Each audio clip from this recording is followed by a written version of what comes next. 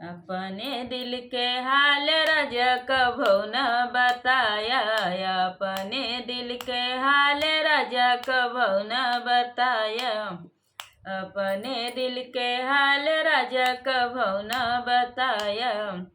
गैल बजरिया राजा घूम घाम आया। गैल बजरिया राजा घूम घाम आया।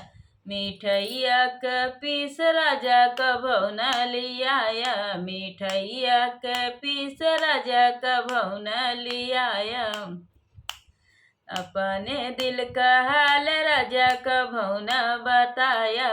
अपने दिल का हाल राजा कभो न बताया। गैल बगियवा राजा घूम घाम आया। गैल बगियवा राजा घूम घाम आया। बगियवा के आम राजा कभो न लियाया। बगियवा के आम राजा कभो न लियाया। अपने दिल का हाल राजा कभो न बताया। अपने दिल का हाल राजा कभो न बताया। गैल कुवनवा राजा घूम घाम आया। गैल कुवनवा राजा घूम घाम आया। कुवनवा का पानी राजा कभो न लियाया। कुवनवा का पानी राजा कभो न लियाया। अपने दिल का हाल राजा कभो न बताया।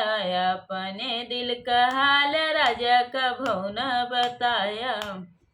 गैल महलिया राजा घूम घाम आया। गैल महलिया राजा घूम घाम आया।